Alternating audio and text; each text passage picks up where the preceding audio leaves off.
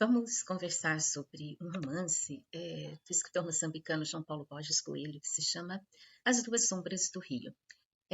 Esse romance, eu vou ler aqui um trechinho de uma epígrafe que eu acho muito bonito e vai te instigar também.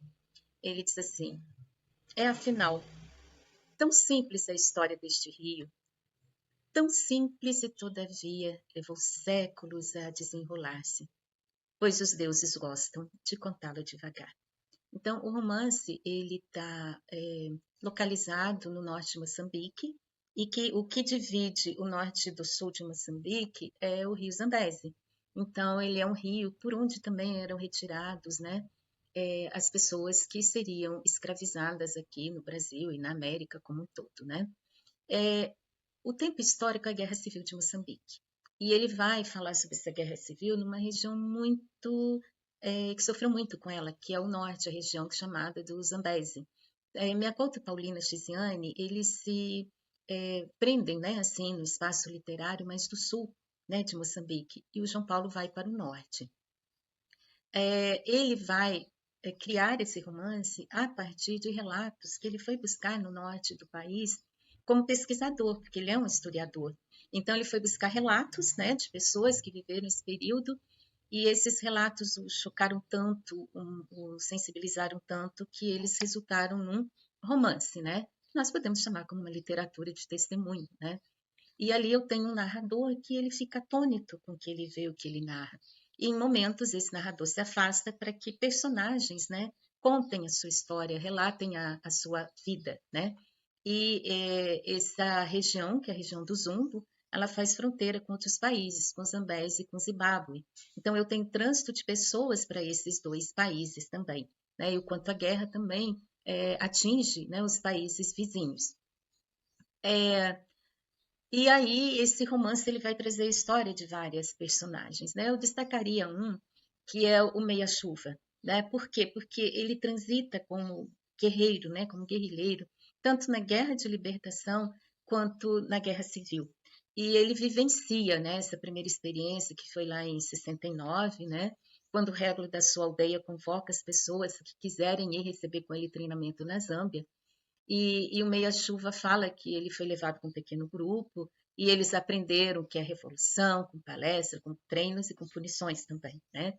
E ele se destaca, ele se sobressai e ele é meio que perseguido, né? Por ele se sobressair como um guerrilheiro. E ele não compreende que mesmo ele sendo bom, né? Havia hierarquia, né? E havia posto, e havia competências, né? E ele volta para Moçambique e ele vai para as frentes das batalhas, né? Ele precisava, ele tinha isso como um ideal contra os portugueses, né? Esse grupo revolucionário Minha Chuva era a Coremo, que depois foi integrada, né, a Frelimo, que é a Frente de Libertação de Moçambique, do qual Minha Couto e Paulina também fizeram parte. E aí eles vão para Zâmbia no novo treinamento, né? E quando ele volta, ele novamente passa a vivenciar uma segunda experiência que é a Guerra Civil. E essa experiência da Guerra Civil para ele foi muito marcante, porque ele vai dizer assim, eu vou até citar aqui a fala dele, né? As coisas hoje são muito diferentes, não se combate como se combatia. Antes a dor era atenuada pela ideia, pelas ideias, pela visão, né, clarividente do futuro. Matar libertava porque significava um passo em frente, né? Hoje, pelo contrário, o cheiro doce do sangue agarra-se às mãos, incomoda o sono. Antes, até fugir era positivo, porque se fugia já com regresso em mente. Antes cercava-se, hoje é se cercado. É o cansaço do corpo após tanto e tantos anos de trabalho. Junta-se ao cansaço da alma de quem ainda procura a luz, mas já só encontra naquela pequenina fogueira cercada pela infinita escuridão da noite. Então, esse combate se resume ao sentimento de muitos. Antes, a luta era pela liberdade de um povo. Matar ou morrer era por uma causa justa. Enquanto, no presente da narrativa, o ato de matar incomoda, pois é a morte de um moçambicano, e a ideia do regresso talvez não seja mais possível.